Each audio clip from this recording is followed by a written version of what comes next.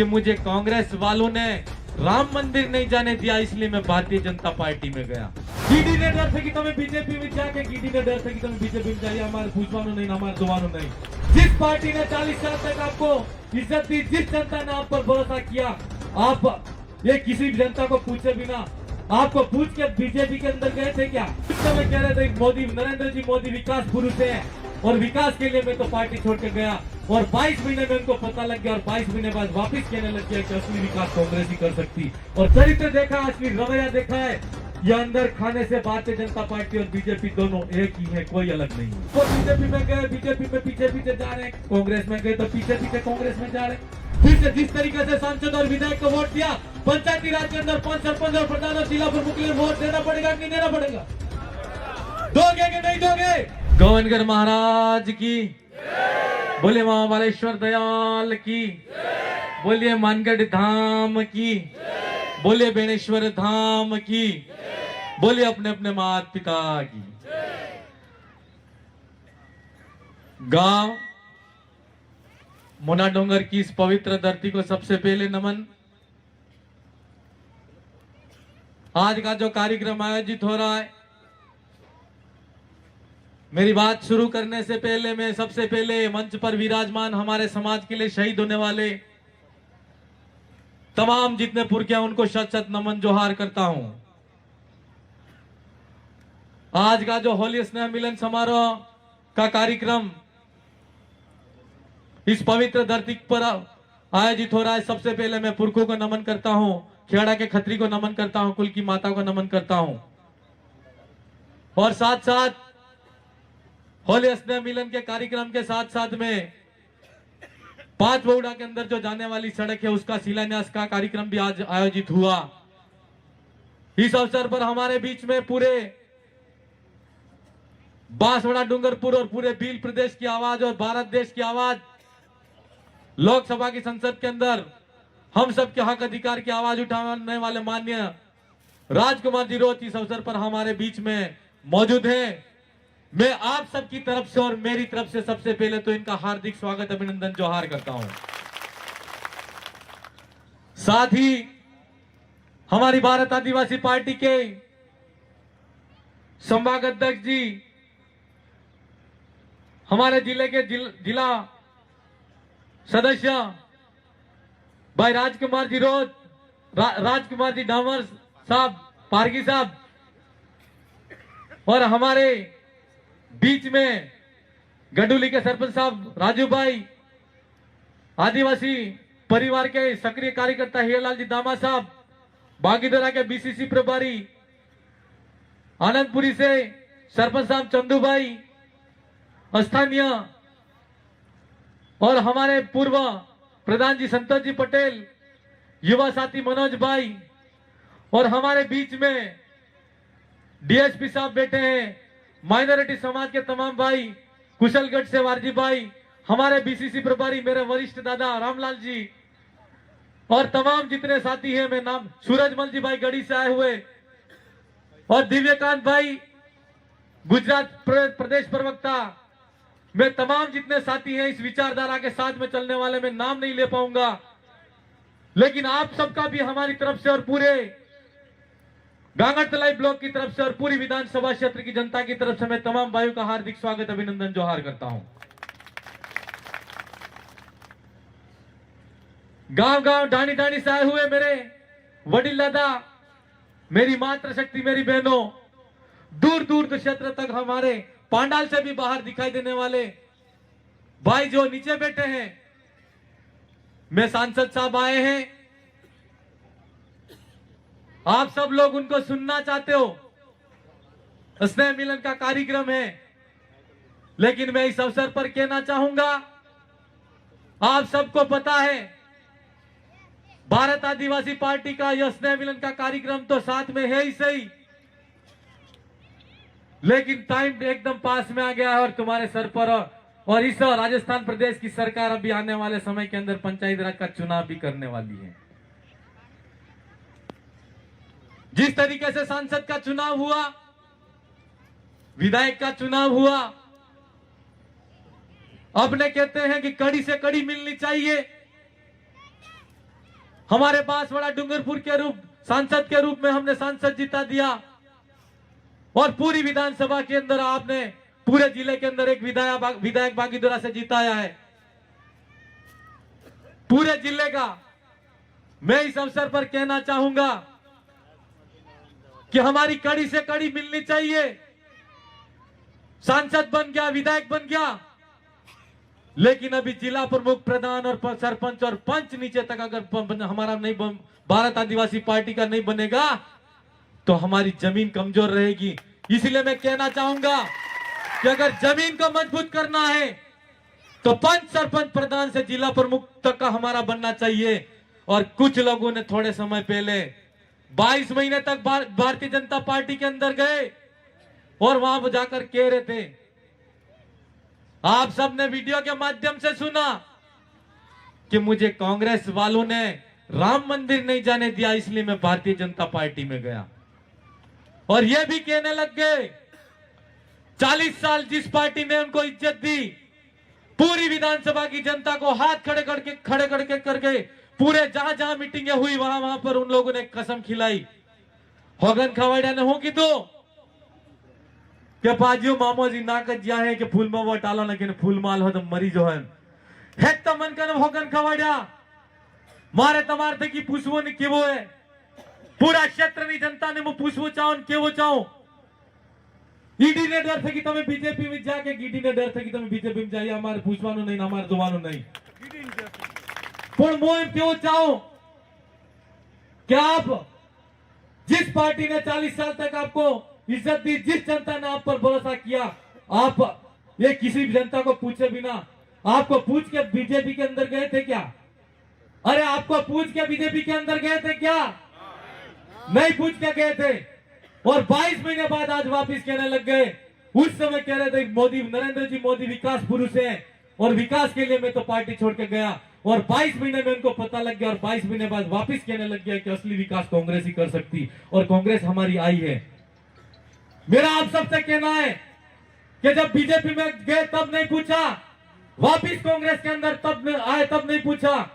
मारे कांग्रेस ने बीजेपी वाला आए अड़ा पूरा विधानसभा में जिला महत्ता भाई कार्यकर्ता है आदिवासी भाई सामान्य वर्ग ना भी भाई है कांग्रेस ने बीजेपी करी लड़ी मरी गया। एक बीजा ने गिरा झंडा बांधी दी गई वार त्योहार बीजानता बेवू पसंद नहीं करता है। इतना घोर विरोध कराने के बाद में जनता को लड़ाई, जनता को घर और भाई के अंदर लड़ाई डलवाई। मेरा आप सबसे पूछना और कहना है, क्या कांग्रेस और बीजेपी की नियत सही है? ये एक दूसरे को विरोधी मात्र देखने के लिए विरोधी हैं। भारतीय जनता पार्टी के जब जिला अध्यक्ष जी आते हैं कहते हैं जब कांग्रेस के छोड़ के बीजेपी में गए तो आइए वेलकम कहा और जब वापिस छोड़ के आए तो जिला अध्यक्ष जी कहते हैं कि न तेरे आने जाने का गम न तेरे आने की खुशी। कह रहे कि नहीं कह रहे? मेरे भाइयों, वडीलों, युवा साथियों, मैं कहना चाहता हूं, मैं राजस्थान की विधानसभा के अंदर बैठता हूं और हमारे लोकसभा के अंदर, दिल्ली की संसद के अंदर राजकुमार जी रोज बैठते हैं। हम सब लोगों ने उन लोगों का असली चरित्र देखा, असली रवैया देखा है। ये अंदर खाने से भारतीय जनता पार्टी और बीजेपी दोनों एक ही है, कोई अलग नहीं है। और अब मैं कहना चाहूंगा कि ये अगर वास्तव में एक है, 2013 के अंदर जब आदिवासियों के युवाओं की नौकरियां छीनने वाले कौन लोग थे? 2013 के अंदर आरक्षण की जो अधिसूचना पारित हुई उस समय कौन सी सरकार थी? और जो युवा भाई आज की तारीख में कांग्रेस, जब वो बीजेपी में गए, बीजेपी में पीछे जा रहे, कांग्रेस में गए तो पीछे कांग्रेस में जा रहे। अरे भाइयों, जिनका पेट उनके साथ में चलने से पलता है उससे के लिए कोई बात नहीं, वो उनके साथ में चलते हैं। लेकिन मेरे वडील दादाओं का कहना है, उनसे मेरा कहना है और उनको पूछना भी है कि तमें તમારે સોરો ભણાયા 10-10 12 વાર અમદાવાદ में जाइन तब मजूरी करी, बीजा भाई ने गिरा अडारजी तोकવાનું काम કર્યું कि मारा सोरो पड़ी गणी પછી नौकरी लगी जाएगा तो ठीक। और आज कई ऐसे युवा भाई हैं जो उदयपुर के अंदर कोचिंगों के अंदर संघर्ष कर रहे हैं, रूम के अंदर संघर्ष कर रहे हैं, और कई ऐसे भाई हैं जो जयपुर के अंदर बैठे संघर्ष कर रहे हैं। क्या आप सबको हक अधिकार के लिए एक बार फिर से जिस तरीके से सांसद और विधायक को वोट दिया, पंचायती राज के अंदर पंच, सरपंच और प्रधान और जिला प्रमुख के लिए वोट देना पड़ेगा कि नहीं देना पड़ेगा? दोगे कि नहीं दोगे? भारत आदिवासी पार्टी का सच्चा सिपाही बन के काम करोगे कि नहीं करोगे? हाथ खड़े करके आश्वासन और विश्वास दो। आप फोटो भी किसा रहना पुरखना मात होसा कर आए तमन आहे तब गोविंदगढ़ महाराज ने मामा बालेश्वर दयाल ने बाबा साहब भीमराव अंबेडकर कालीबाई कलाशवा है तब पूछेंगा आंटिया मामा। तो मेरा आप सब भाइयों से कहना है कि समय आ गया है कि सही समय पर हमको किसी से लड़ना है। लठ हथियार और तलवार से हमको लड़ाई नहीं लड़नी है। वास्तव में लड़ाई अगर लोकतंत्र के अंदर हमको अधिकार दिया है, तुम किसी का कुछ नहीं। मैं ये आज किसी को भी कह रहा हूं, जितने भी अगर मेरी आवाज बाहर तक और गांव तक और डाणी तक जा रही है, मैं उनसे भी कहना चाहता हूं कि हमको लठ हथियार और तलवार से लड़ाई नहीं लड़नी है। जिन लोगों ने हमारे साथ में गलत काम किया है, लोकतंत्र में हमको अधिकार दिया बटन दबाने का। जिस आदमी को इतनी ताकत और जोर से अगर हरा ही नहीं सकते, खाली अंगूठा दबाने से काम हो रहा है, तो दूसरा कुछ करने की जरूरत ही नहीं है। जरूरत नहीं, जरूरत है। और यही हमारे भारत के संविधान की लोकतंत्र की खूबसूरती है। मैं आप सब तमाम जितने साथी आए उनसे कहना चाहूंगा, और पास हमारा इलाका गुजरात का इलाका है, उन भाइयों से भी कहना है, ये तो हमारे क्षेत्र की और ब्लॉक की और विधानसभा की और फड़े की लड़ाई होगी, लेकिन मध्य प्रदेश, गुजरात और राजस्थान के अंदर 1913 के अंदर जो लड़ाई हुई थी और गोविंद गुरु महाराज का अधूरा सपना था, वो पूरा करना है। और कई ऐसे सांसद विधायकों ने पूर्व के अंदर भी मांग रखी, और भारत आदिवासी पार्टी का विजन है मध्य प्रदेश, गुजरात और राजस्थान को एक करके भील प्रदेश बनाने का जो अधूरा सपना है, उसको भी पूरा करना है। उसके लिए हग्या हुई मामा मवाड़ फाइफ हुआ, अगर गुजरात में गुजरात तक तमन हग्या हुई जाओ पड़ेगा। जोगा कि नहीं जोगा? तो मैं आते आते भी क्यों चाहूंगा कि हमने एक बात बीजी के आप बेटा सरपंच तापड़ाते बेटाए बीजा है तड़ना से तुम्हारे है तो नहीं पेट्रोल से डाल दूंगा और बोल दूंगा। ये कह के कागज इकट्ठा करेंगे ना, आधार कार्ड लेंगा कि नहीं लेंगा? पर तुम्हारा हमारे आनंदपुरी में एक दादा है वडील, उनको उनके सरपंच साहब थे, उन्होंने पूछा 2 साल तक हमारा अपना एमएलए बनने के बाद में सरपंच साहब एक उनके घर पे गए और उनको कहने लग गया कि तेरे को आओ कागज दो, मेरे को मैं हैंडपंप देना है, तुम्हारा केटल सेट देना है। तेने गड़े हूं कीधु खबर अमारे एमएलए बने 2 वर तक तम नहीं पूछ्यू, तुम्हें सरपंच साहब तमन काय नहीं कीधु, पण तुम्हारा बाप नो सरपंच बनाई पसंद लई ली। कितनी बड़ी बात कही, बहुत बड़ी बात कही। मेरा आप सबसे कहना है कि पंचायती राज के अंदर अभी कुछ टाइम पहले ये लोग क्या कह रहे थे कि राजकुमार रोज सांसद बनावी दो, बाप पार्टी नो एमएलए बनावी दो, એટલે તમારે पेंशन नहीं आती। कहता काट नहीं कहता था? अरे बाप पार्टी वाले जब एक सांसद बनाया, विधायक बनाया, तो गरीबों की पेंशन नहीं आ रही है, छात्रों को छात्रवृत्ति नहीं मिल रही है और स्कूटी नहीं मिल रही। ये कह रहे थे कि नहीं कह रहे थे? कह रहे थे। लेकिन जब लोग हमारी विधानसभा चली, तो भारत की संसद के अंदर लोग वो अपना संसद चला, उस समय राजस्थान की विधानसभा के अंदर बाप पार्टी के 4 एमएलए ने विधानसभा के सामने, मुख्यमंत्री के सामने मांग की कि नहीं की? और जैसे ही मांग की कि हमारे यहाँ स्थानीय के जो पेंशन नहीं आ रही है, बच्चों को छात्रवृत्ति नहीं मिल रही है, स्कूटी नहीं मिल रही है, जिन बाप दादों के डोकरों के बड़े बुजुर्गों के पेंशन नहीं आ रही थी, धड़ाधड़ खटाखट पैसा पड़वा लग गया। पड़ा नहीं पड़ा? पड़े नहीं पड़े? और कुछ लोगों के बाकी है, और अभी राजस्थान की विधानसभा चल रही है। मैं आपको भरोसा दे रहा हूं कि राज्य सरकार की कोई भी स्कीम 60 साल के ऊपर का आदमी, उसकी पेंशन कोई नहीं काट सकता। जो आदमी बीपीएल के अंदर आ रहा है और जो आवास का पात्र है, उसका पीएम आवास कोई नहीं काट सकता।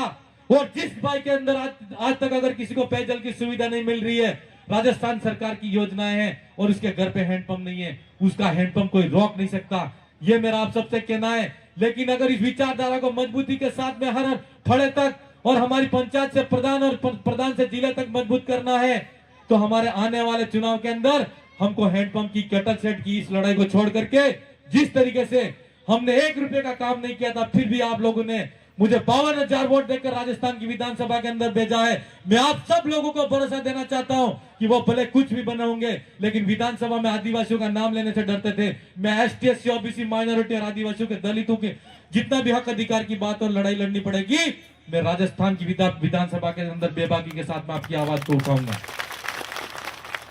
लेकिन अंतिम जो वो हमारी लड़ाई है, जिसको हमारी नींव कहते हैं, आदिवासियों को अब की बार पंचायती राज के अंदर एक तरफा जीत हासिल करनी है।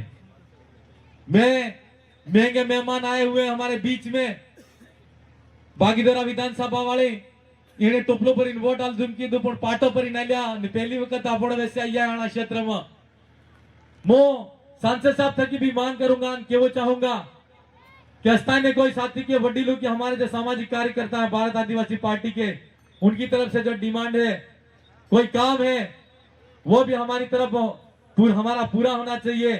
और साथ साथ मैं ज्यादा मेरा समय नहीं लेते हुए, क्योंकि आप लोगों को इनको भी सुनना है और इनको भी आगे जाना है। 6 बज चुकी है।